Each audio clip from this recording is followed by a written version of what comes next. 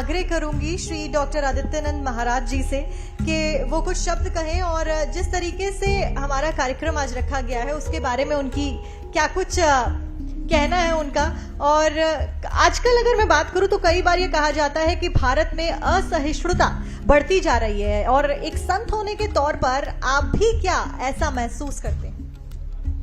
हरि ओम तत्सत।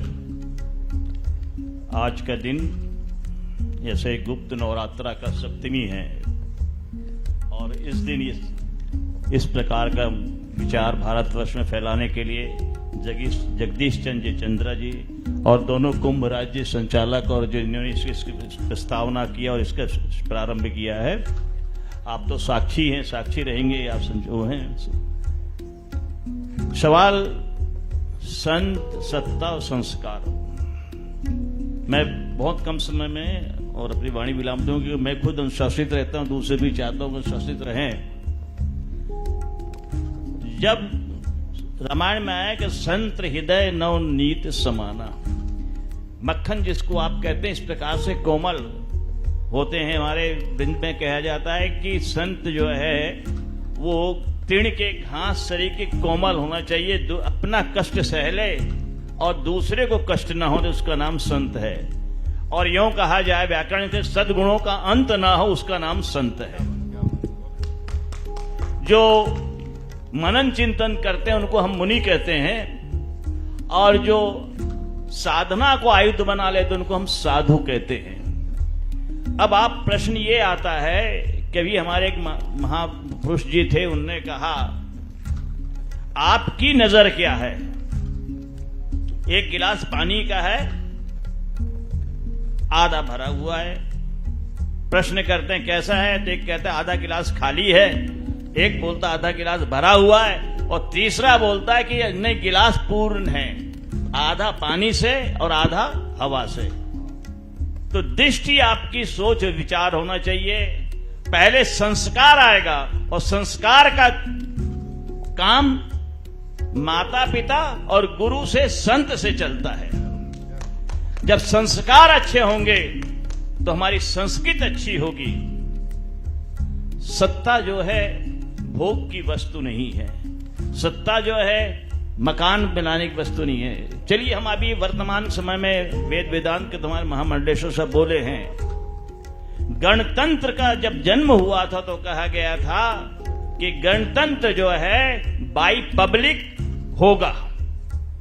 इसमें एक आदमी अपने आप को शासित मानेगा, स्वतंत्र विचार रखने का होगा। स्वतंत्र विचार कारण से पत्रकारिता आई, आज टीवी चैनल चले आए, न्यायपालिका आई, कार्यपालिका आई। लेकिन सही में आप जिस उद्देश्य से इसको चलाना चाहते हैं वो उद्देश्य के अंदर मर्म में जाए, क्या वाकई में इस समय सत्ता सही चल रही है? क्या इस समय संत सही है? क्या हमारे संस्कार घर में परिवार में सही है? इस विषय को लेकर के आपके अंदर का जो पीड़ा, इसके लिए आपने इसको संत, सत्ता और संस्कार रखा है। बहस इस पे होना चाहिए। रह गया संत की, जो संस्कार से युक्त परिवार से निकलेगा वो कभी नहीं बिगड़ेगा। जैसे हमारे पंकज जी ने कहा था कि आडंबर से संत का कोई संबंध ही नहीं है, लेकिन जो आडंबरी होगा, आजकल ये प्रोफेशनल बन गया है, इंजीनियर नहीं बन सके, डॉक्टर नहीं बन सके, घर में लापरवाह है, आलस है, प्रमाद है, तो सबसे अच्छा है कि या तो सफेद कपड़ा पहन लो या पीला कपड़ा पहन लो, बोलो जय जय श्री राधे। और ऐसे जब बनेंगे, साहित्य समाज का दर्पण होता है, जैसा समाज होगा वैसा साहित्य बनेगा। जो हमको देखेंगे उसी प्रकार से करेंगे। आज आप देख लीजिए, मोबाइल आई, अच्छी बात है, कितने लोग बोलते जरा फोटो खिंचवा देना भैया मेरी। संत हैं, फोटो क्या मतलब है आपका फोटो से? हमारा कवरेज हो रहा कि नहीं हो रहा है? ये प्रवृत्ति जब हम करेंगे तो आने वाले हमारे जो परिवार के सदस्य वो तो जरूर करेंगे। जैसी सोबतें संगतें असर होता है, हवा जाती है तो सुगंध से खुशबू हो जाती है, दुर्गंध से दुर्गंध हो जाती है। तो ये जो विचार हमारे अंदर जो आ रहे हैं, ये कल्चर को हमको निपटाना पड़ेगा। इनसे हमको निपटना पड़ेगा, तब हम सत्ता आएगा तो एक होगा। एक उदाहरण दूंगा। एक संत जी थे, स्नान करने गए, बिच्छिक मतलब बिच्छू पानी में जा रहा था।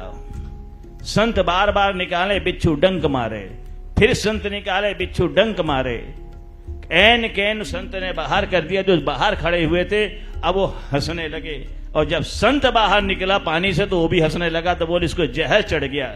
बोले मैं हंस रहा हूं तुम्हारी बुद्धि से, ये जड़ व्यक्ति का स्वभाव जात गुण है कि कोई छुए तो डंक मारे।